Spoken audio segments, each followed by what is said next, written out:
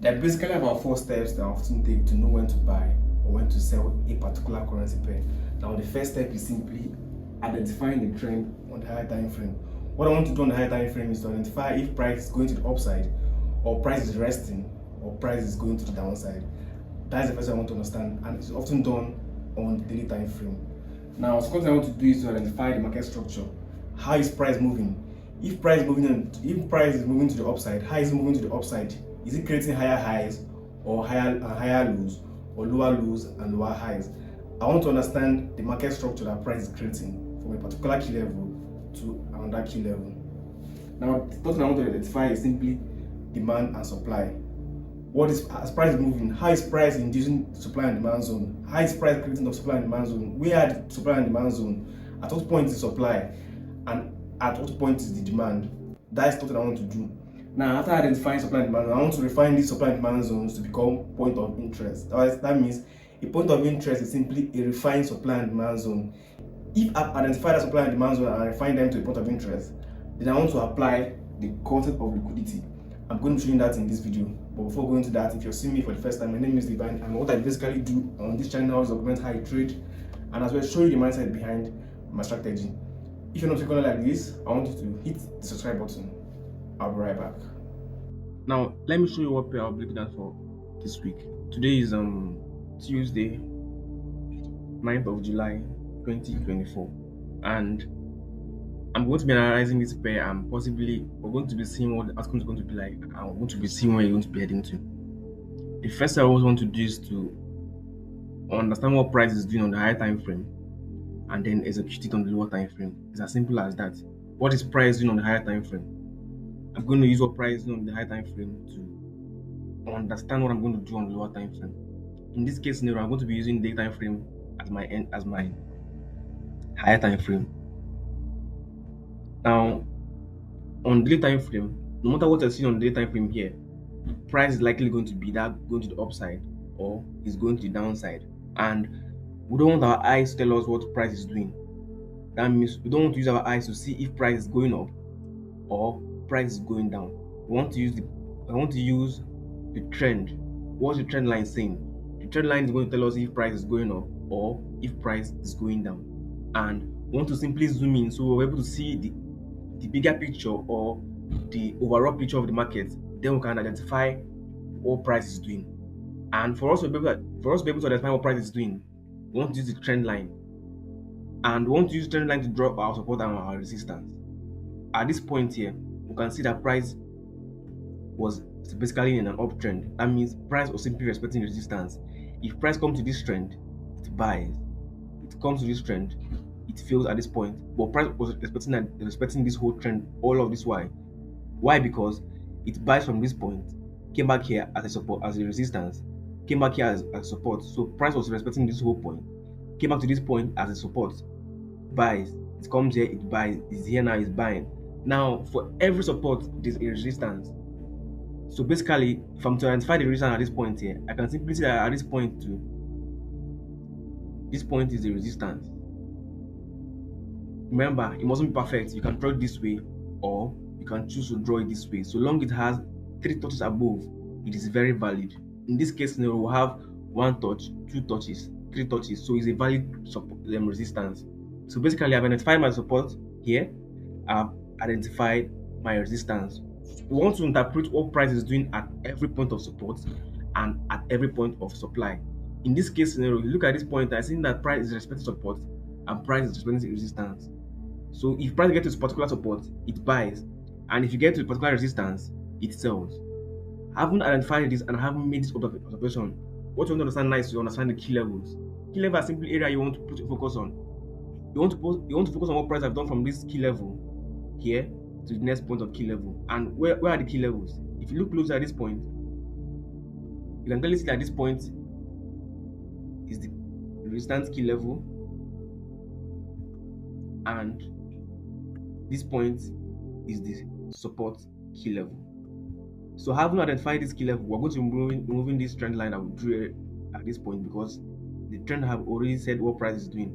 And closely looking at this point, you see that this point here now is our resistance key level, and this is support key level. we are focusing on what price is doing from this point to this point, or let me say we are focusing on what price is doing from this point to this point, and what price is doing from this point to this point that price is. And we want to understand that by simply understanding market structure. What structure is price making at this point? How is price moving from this point to this point? What is the price is making? That's what we want to identify on the 4 hours time frame. Now I'm going to switch to 4 hours time frame, and then we'll understand what structure price is creating or what sort of price is building on the 4 hours time frame. Now with this, we can know where to buy from and know where to sell from. Remember, our focus is simply what price is doing from the support key level to the resistance key level, or from the resistance key level to the support key level. Now, being looking at this point, when price got to this resistance key level at this point, price gave us a swing low and price gave us a swing high here. When price gave us this swing high, price gave us this our key level here. So basically, price is giving us a series of swing high and swing low on the 4 hours time frame. And if you look close at this point, we're going to, if you look close at this point, I see that price was in a ranging phase at this point here. Price was basically in a ranging phase at this point. So price was basically ranging at this point, and price started going to the upside, or price expanded out of this point here.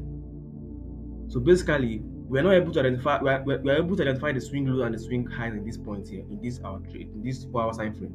We are able to identify the swing high and the swing low on this 4 hours time frame.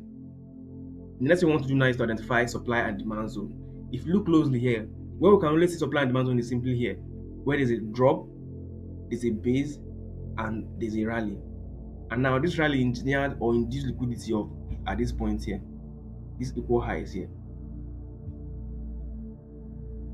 So what this means is that price is likely going to come back to this point.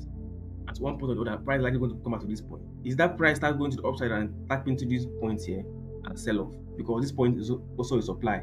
Because this place is a drop, base, drop. So this point too is also a supply zone. So basically, what we have seen here is that we have identified the supply zone and as well we have identified the demand zone. What we want to basically do next now is to refine these zones and possibly know where price is going to likely come back to for a buy or for a sell. In this case scenario, we are seeing that price has given us demand zone here and price has given us supply zone here. What we want to basically do is this: if price take out this liquidity at this point here, then we should be looking for a sell. But if price come back to this point, or if you refine this point and see what price is doing at this point, then we can know what to do next. So basically, let's go and refine this point and know what we're going to do next. And we want to define this point on the 4 hours or the 1 hour time frame. Now, if I'm to define this whole zone on the 1 hour time frame, I simply want to represent this zone with a specific candlestick. That means I simply want to refine or present this whole price pattern I did here with a specific candlestick. And if I'm to do that, I'm simply going to be representing it with this particular. I'm going to present it with this particular candlestick at this point here.